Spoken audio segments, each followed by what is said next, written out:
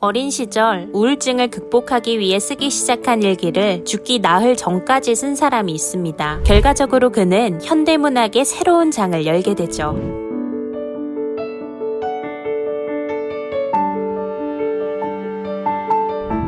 1882년 영국 런던 사우스 켄싱턴, 옥스포드 인명사전을 제작한 레슬리 스티븐과 줄리아 스티븐 사이에서 태어난 버지니아 울프는 비교적 문화적 자산이 풍부한 가정 환경에서 자랐습니다. 하지만 동시에 극도로 예민한 기질을 타고난 탓인지 자신의 가정 환경과 괴팍한 아버지를 다소 억압적으로 느꼈죠.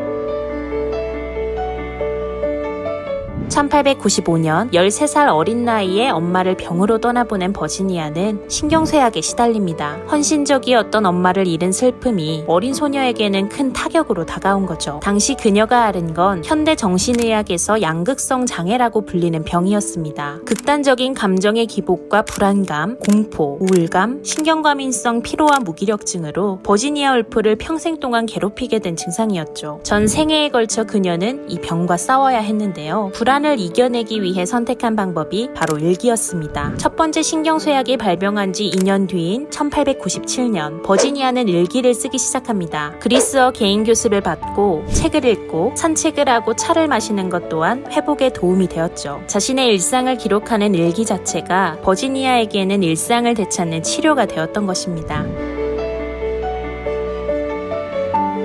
성인이 된 버지니아 울프는 1900년대 초부터 전문적으로 글을 쓰기 시작해 비평가인 동시에 작가로 성장합니다. 1915년 데뷔작 추랑, 1925년 델러웨이 부인, 1927년 등대로, 1928년 올랜도 등을 연달아 출판하면서 상업적, 비평적으로 모두 큰 성공을 거두게 되죠. 작가가 된 이후에도 힘든 일이 닥칠 때마다 버지니아는 다양한 방식의 글을 쓰면서 상처와 대면하려 애썼습니다. 일상을 일기로 옮기면서 그녀는 꾸역꾸역 앞으로 나아갈 수 있었습니다. 아버지 레슬리 스티븐이 사망했을 때는 수백 통의 가족 편지를 필사했고 아버지의 전기 각주를 작성하기도 했죠. 버지니아에게 있어서 불안정한 정신 상태를 안정시키는 방식이 바로 언어의 표현이었기 때문에 힘든 일이 있을 때는 언제나 펜을 들었습니다. 그녀는 상처와 정신질환을 이겨내고 혼란스러운 머릿속에서 원근감과 방향감각을 얻기 위해 글을 썼습니다. 델러웨이 부인을 쓸 때 정신적으로 불안정한 세프티머스라는 인물을 그려내며 버지니아는 자신의 병을 다시 떠올리고는 했죠. 자신의 질환을 상세하게 묘사하면서 극도의 동요를 경험하기도 했지만 결국 버지니아는 건강하게 델러웨이 부인을 끝냈습니다.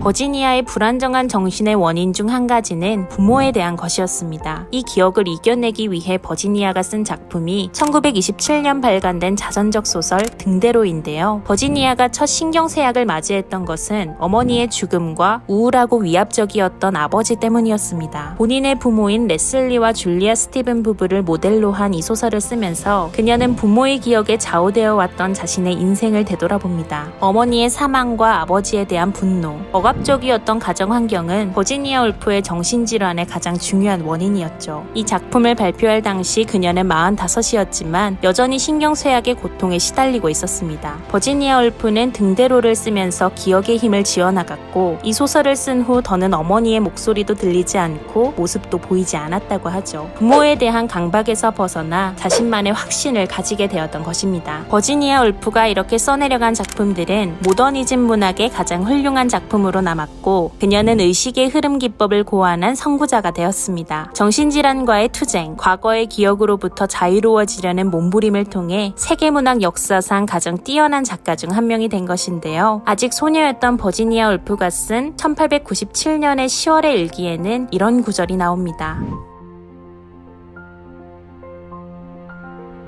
어린 시절부터 이미 힘겨운 우울감과 무기력증을 겪었던 버지니아 울프. 과거의 어두운 기억과 정신질환은 버지니아 울프에게 평생의 족쇄이자 상처였지만 그녀는 글과 작품 속에서 안정의 방식을 발견했죠. 글을 쓰는 것 자체가 버지니아에게는 치유를 위한 자기만의 방이었을 것입니다.